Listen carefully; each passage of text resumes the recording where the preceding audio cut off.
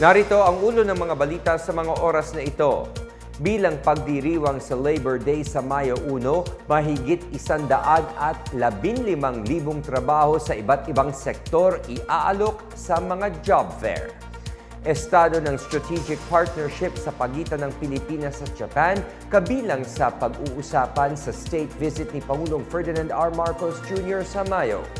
Mactan Cebu International Airport, puspusa na ang paghahanda para sa gaganaping 48th ASEAN Summit sa susunod na buwan.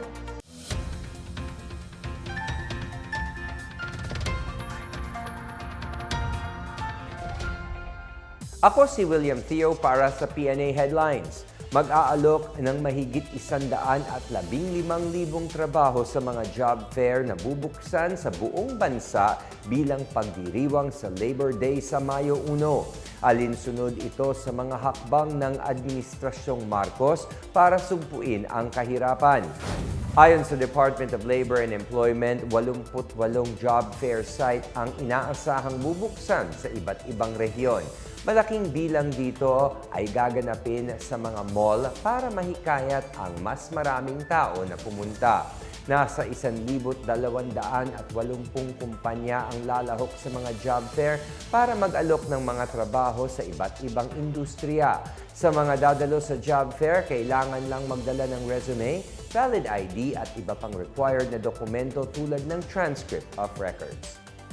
Nakatakdang lumipad patungong Japan si Pangulong Ferdinand R. Marcos Jr. para sa isang state visit mula May 26 hanggang 29.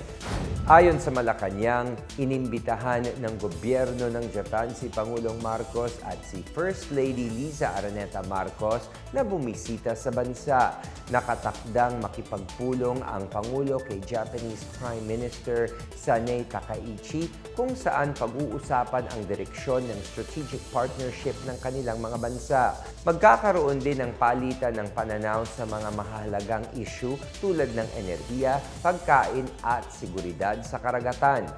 Samantala, sasalubungin ang first couple nina Emperor Naruhito at Empress Masako sa isang welcome ceremony, state call at state banquet na gaganapin sa Imperial Palace. Makikipag-usap din si Marcos sa mga business leader at mangungumusta sa Filipino community sa Japan. Gaganapin ang state visit kasabay ng pag-alala sa ika-70 anibersaryo ng normalization ng diplomatikong ugnayan ng Tokyo at Manila. Nabuo ang ugnayan ng dalawang bansa noong July 23, 1956 at lumawak bilang strengthened strategic partnership noong June 2015. Bumisita naman sa Pilipinas sina Emperor Emeritus Akihiko at Empress Emerita Michiko noong January 2016.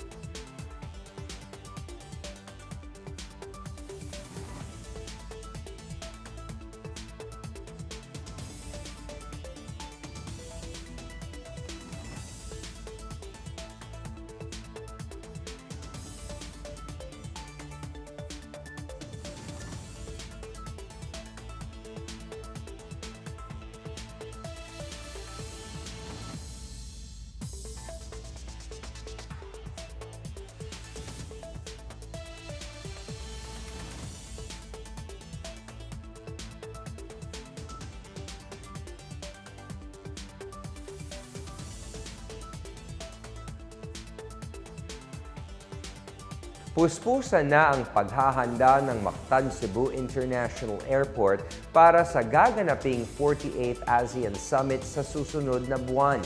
Ayon kay MCIA General Manager at CEO Julius Neri Jr., nakalatag na ang mga protocol sa lugar para matiyak na maayos ang magiging pagtanggap sa mga state leader ng ASEAN. Nagsasagawa na rin ng komprehensibong plano upang matiyak na handa ang mga serbisyo at pasilidad na gagamitin sa mahalagang pagtitipon. Kabilang dito ang pagpapaganda ng General Aviation Terminal Building at mga perimeter fence, pagpapabuti ng water tank restoration at water supply at repainting sa mga General Aviation apron pavement markings. Inaasahang libo-libong tao ang dadalo sa gaganaping ASEAN Summit.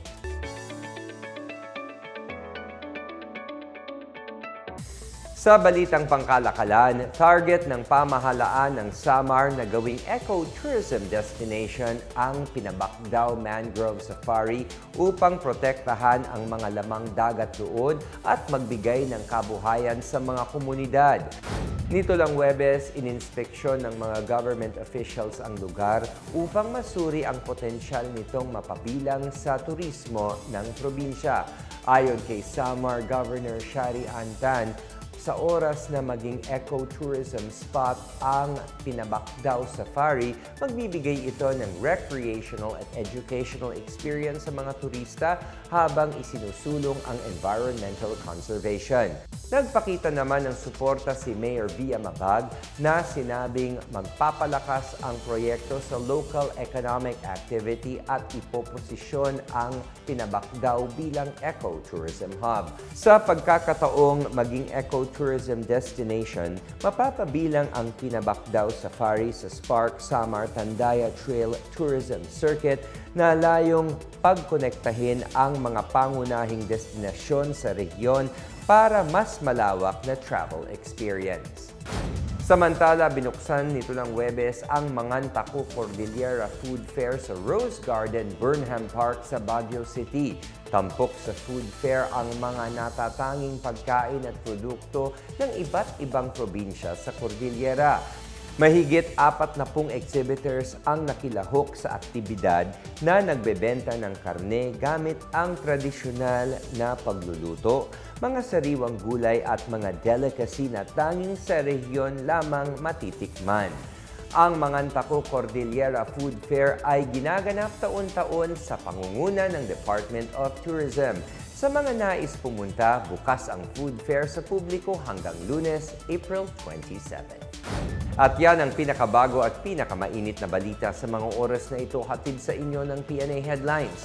Para sa iba pang mga balita at impormasyon, bisitahin lamang ang aming website pna.gov.ph o ang aming Facebook at X account na Philippine News Agency.